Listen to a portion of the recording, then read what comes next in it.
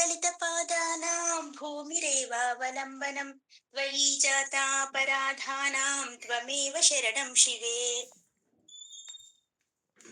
ఓం శ్రీమాత్రే నమః. ఓం నమ శివాయ. రోజుకో శ్లోకంలో ఈరోజు మనం చక్కగా 70వ శ్లోకం నేర్చుకోబోతున్నాం. ముందుగా శ్లోకం.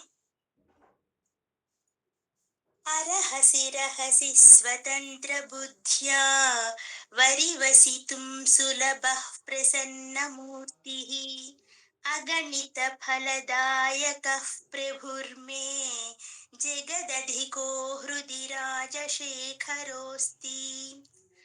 అరహసి రహసి స్వతంత్ర బుద్ధ్యా వరివసితుం సులభః ప్రసన్నమూర్తిః అగణిత ఫలదాయకః ప్రభుర్మే జగదధికో హృది రాజశేఖరోస్తి. ఈ శ్లోకంలో స్వామివారు ఇంకా కొంచెం మనకి భక్తి గురించి వివరంగా చెప్తున్నారు.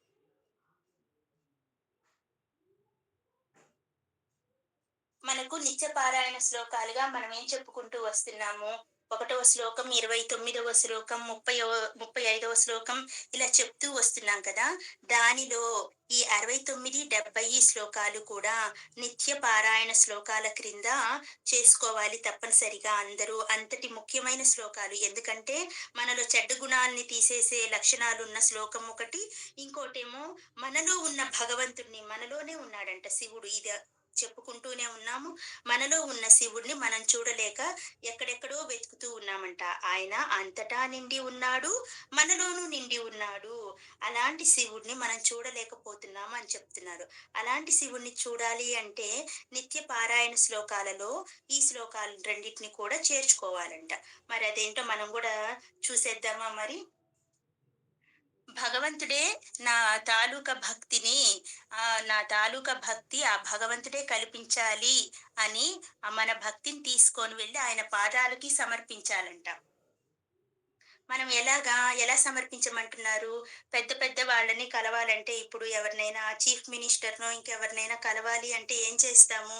ముందుగా వాళ్ళ అపాయింట్‌మెంట్ తీసుకోవాలి కదా! లేకుంటే మనకు దొరకదు. అది ఎలాంటి పని? చాలా కష్టమైన పని.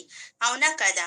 అలాంటివన్నీ లేకుండా దేవుడి దగ్గరికి వెళ్ళాలంటే అపాయింట్‌మెంట్ అవసరం లేదంట. నేరుగా చక్కగా వెళ్ళి దేవుడిని కలిసి మన బాధలన్నీ చెప్పుకోవచ్చు. ఎలాగా? మన మనసులోనే భగవంతుడున్నాడు కాబట్టి. ఆ భగవంతుడిని చూడమంటున్నారు ఆది శంకరాచార్యుల వారు. ముందుగా పదాల యొక్క అర్థం తెలుసుకుందాము. ప్రసన్న మూర్తి అంటే చక్కటి ప్రసన్నమైన ముఖం కలిగినవాడా, అంటే అలాంటి మూర్తి కలిగినవాడా. అగణిత లెక్క పెట్టడానికి వీలు కాని, ఫల వాంఛితమునకు, దాయక దాతవు, ప్రభువు సర్వసమర్థుడివి, జగదధిక జగత్తు కన్నా ఎక్కువైన వాడివి, రాజశేఖర చంద్రశేఖరుడు, మే నా యొక్క, హృదయమందు, అస్థి కలడు.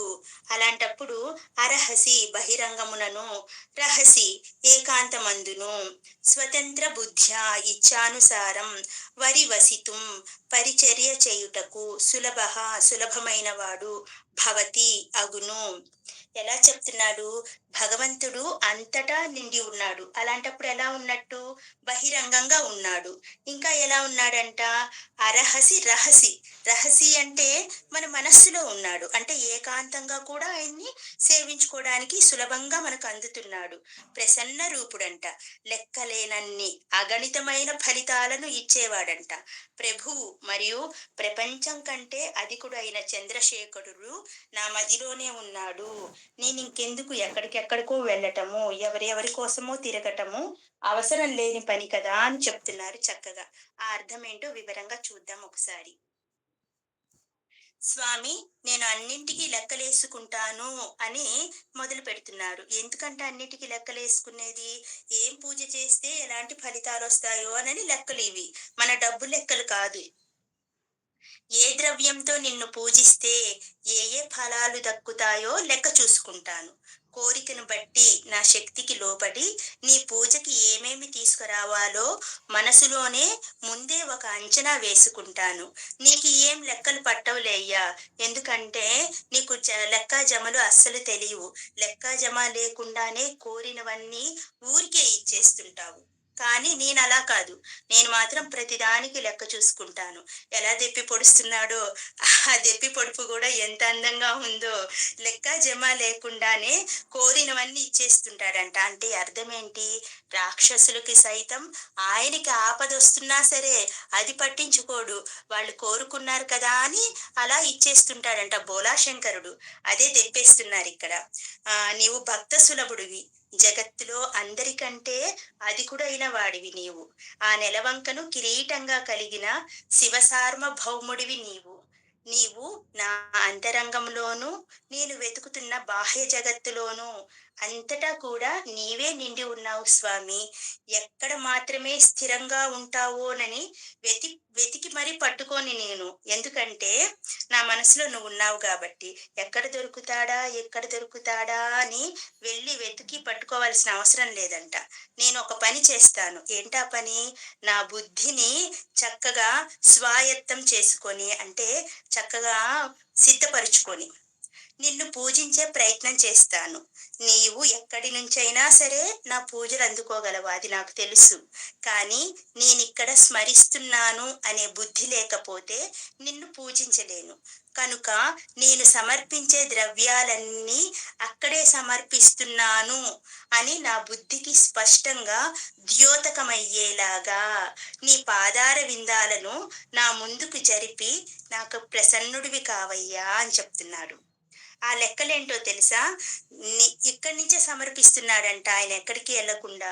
బుద్ధి లేకపోతే, అలాంటి బుద్ధి లేకపోతే నేను నిన్ను పూజించలేను. నేను సమర్పించే ద్రవ్యాలన్నీ అక్కడే సమర్పిస్తున్నాను అని నా బుద్ధికి స్పష్టంగా ద్యోతకమయ్యేలాగా నీ పాదార విందాలని జరపమంటున్నాడు. ఎంత అర్థం ఉందో చూడండి. లెక్కలేసుకుంటున్నాను అన్నాడు కదా! ఆయనేం చేస్తున్నాడు? వేటితో నేను పూజిస్తే ఎలాంటి ఫలితం వస్తుందా అని లెక్కలేసుకుంటూ నేను దాంట్లో పడిపోయున్నాను. కాబట్టి నా బుద్ధికి ద్యోతకమయ్యేలాగా నీ పాదార విందాలను కొంచెం ముందుకు జరిపి పెట్టవయ్యా నా ముందుకి అంటున్నాడు. అంటే ఈ ఆలోచనలో పడి నేను వేస్తున్న పూజా ద్రవ్యాలు ఎక్కడేస్తున్నానో నాకు తెలియకుండా పోతాయి. ఎందుకంటే మనస్సులో ఉన్న శివుణ్ణి నేను పూజిస్తున్నాను. కాబట్టి పాదాలను కొంచెం ముందుకు జరిపి పెట్టి నాకు ప్రసన్నుడివి కా స్వామి అని చక్కగా అడుగుతున్నారు. మనం కూడా అలాంటి లెక్కలు వేసుకుందాం కానీ, ధన సంపాదన, కుటుంబం అనే లెక్కల్లో వెంట పరిగెత్తవద్దు. ఆదిశంకరాచార్యులు వారు చెప్పినట్టు మనం కూడా ఇలాంటి చక్కటి లెక్కల్ని వేసుకుంటే భగవంతుణ్ణి చేరుకుందాం. ఓం నమః శివాయ.